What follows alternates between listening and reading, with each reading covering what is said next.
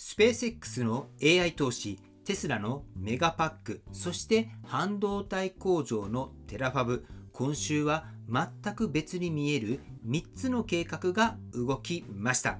おはようございます。ケンです。実はこの3つ、1つの供給網として見ることができるんです。ロボタクシーとオプティマスを大量に動かすには AI の計算がいる。AI 計算には大量の専用半導体がいる。そして半導体を作るにしても AI を動かし続けるにしても安定した電力がいるんです。その半導体がテラファブで、その電力がメガパックなんです。そこで今日の問いはこうです。テスラが作ろうとしているのは車の次の製品なのか、それとも AI を現実世界で大量に動かすための基盤そのものなのか。先に限定を置いておきます。テラファブっていうのはまだ計画段階で建設も量産も始まっていません。テラが示す数字は年間のコンピュート生産能力に関する長期目標であって、現在の生産実績でも電力の消費量でもありません。今日お伝えするのは3つです。今週のニュースがなぜ一つにつながっていくのか、事業構造に何が変わるのか、そして構想を現実にするために何が足りないのか。出発点は完成品の方です。ロボタクシーとオプティマス。ロボタクシーは現在7都市圏で運行中です。FSD の有料契約は148万件、前年比で 56% 増えています。オプティマスはフリーモント工場で第一世代の生産ラインが設置されています。ここで AI モデルとの違い、これを押さえておいてください。AI モデルっていうのは一つ作れば何百万人でも使えます。でもロボタクシーは1台ごと、オプティマスは1台ごとに演算装置がいるんです。つまり物理 AI っていうのは台数がそのまま必要な計算量になっていくんです。ソフトウェアの世界では起きなかったことなんです。では計算する側はどうか。テスラは今年前半でテキサスの自社計算能力を2倍以上にしました。コアテックス1が90メガワット超、コアテックス2が115メガワット超で稼働中です。ただこれは AI を学習させる側の設備なんです。ロボタクシーが街を走るときに必要なのは1台の中に乗る推論用のチップなんです。ここが今日の中間結論です。ソフトウェアが完成しても物理的な供給網がなければ量産はできないんです。自動運転が完璧になったとしても乗せるチップが手に入らなければ台数っていうのは増えないんです。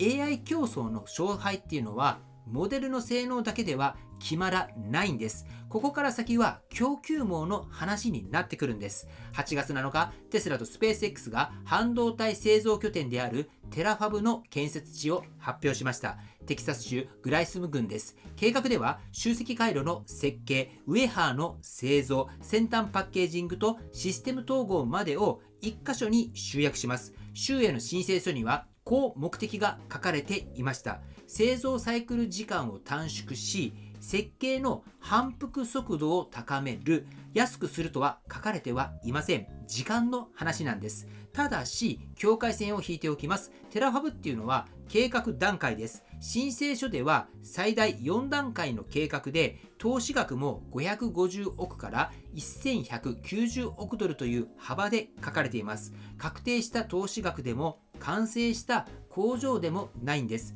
そして2ナノメートル未満の先端プロセスは外部企業との提携を通じて導入する見込みとも書かれています。外部の半導体企業が不要になる計画ではないんです。そして次が電力です。AI 計算設備っていうのは発電さえあれば動くものではありません。学習中の消費電力はミリ秒単位で激しく上下し、電力網はこの振れ幅に弱いんです。だからメガパックは非常用電源ではなくって平常時に電力の出入りを制御する装置として使われるんです。発電ではなくって蓄積と制御と安定供給なんです。そして8月6日、テキサス州ブルックシャーの新メガファクトリーでメガパック3がラインオフしました。着工から16ヶ月です。年間 50GWh の設計容量を持ちますが、これは完全稼働時の目標であって、今の生産実績ではありません。需要側についても見ておきましょう。テスラは Q2 にスペース X 向けのメガパック関連で3億1800万ドルの売り上げを認識しました。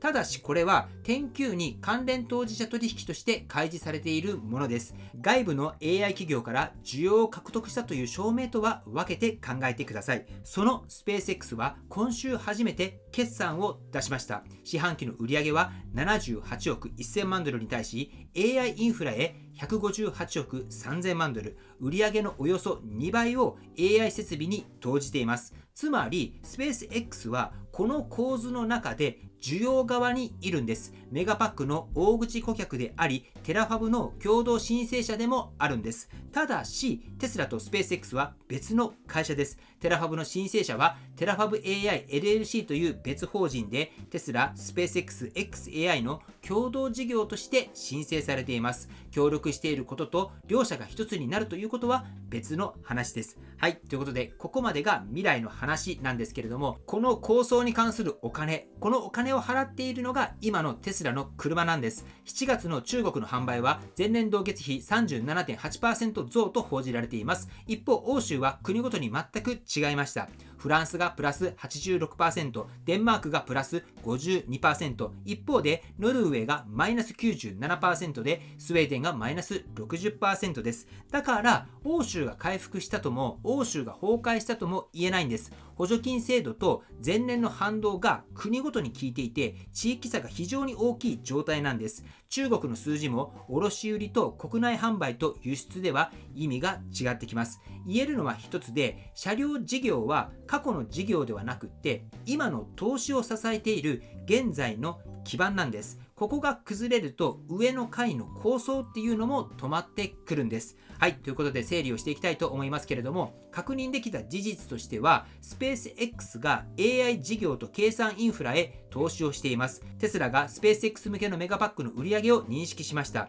テラファブが半導体製造やパッケージングを統合する複数段階の計画として申請されています。テスラがロボタクシー FSD オプティマスを同時に進めています。そして今後の分析と仮説としては、テラファブの生産っていうのが量産時期を早めていく可能性があります。メガパックの需要が外部 AI 企業へ広がっていく可能性というのもあります。テスラが AI 供給網のプラットフォーム企業になる可能性というのがあります。ただどれも可能性であり、まだどれも証明されていないんです。なので今後テスラが大きく伸びていくかどうかっていうのは、この可能性の部分が実証されていくことっていうのがポイントになってくるんではないかと思います。そして実現を判断する条件としては4つです。1つ目としては、テラファブが計画から施策、そして量産へきちんと進むこと。そして2つとしては、スペース X 以外の顧客からエネルギーの需要を獲得することです。そして3つ目としては、ロボタクシーとオプティマスが商用の売り上げを実際に生むことです。そして最後の4つ目としては、この巨額投資を利益とキャッシュフローへきちんと変えていくこと。まだこの4つどれも埋まってはいないんです。だからこそこの4つをきちんと埋めていくっていうのが今後のテスラにおいて非常に重要になってきます。では最後に評価の軸を置き換えておきましょう。テスラは自動車会社なのか AI 企業なのかという選択はもうありません。今週見えたのはソフトウェア、製品、半導体、電力、製造、これを一つにつなごうとしている構図なんです。問うべきなのは AI 製品を大量生産するための基盤会社になれるのかです。そして構想がつながったことと事業として完成したことは別なんです。巨額の設備投資っていうのは成長の証明ではありません。成長する前の条件整備なんです。僕らはこの条件をきちんと把握し、バラバラに見えるニュースがどこでつながっていくのか、これを見ていくっていうのが非常に重要になってくるんではないかなと思いますけれども、皆さんはどう考えるでしょうか。ぜひコメントで教えていただければと思います。はい、ということで本日の内容は以上です。今回の動画が参考になったと思われたら高評価をよろしくお願いします。僕の YouTube は毎日発信しています。僕の YouTube をご覧になってもらえばテスラの情報はほとんど網羅すると思いますので、チャンネル登録がまだな方ははチャンネル登録の方をよろしくお願いいたします。では今日もご視聴していただきありがとうございます。テスラのある生活を楽しんでいきましょう。ではまた。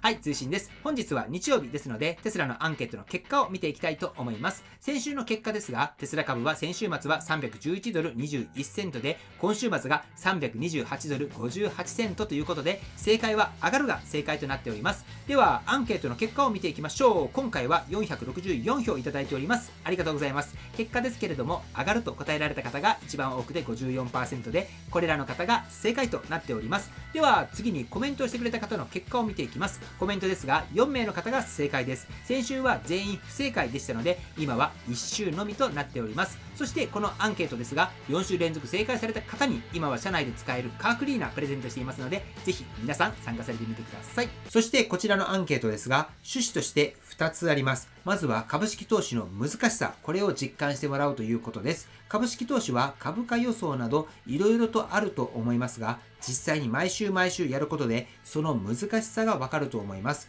そして株式投資で上がるのか下がるのか、それがわかる人なんていないっていうことも実感ベースでわかると思います。しかし毎週行い、自分はこういった理由から上がると思う、下がると思うと毎週考えることで自分の中の分析力も上がると思います。僕の YouTube ではテスラ株投資をされている方も非常に多く視聴されていて、投資をする際には何かしらの根拠や分析を持って投資をすると思います。その時に毎週自分なりの分析をすることは役立つと思います。ぜひ僕の YouTube を通じて毎週このアンケートは行っていますので、分析力アップ、そして他の方のコメントもぜひご覧になってみてください。そうすることでそういった視点もあるのかと勉強になると思います。そしてコメントを通じて参考になるコメントがあったら、いいねボタンを押してあげたり、コメントに返信されたりされてください。そしてコメント欄を通じてご自身の株式投資の勉強の場として活用してもらえればと思います。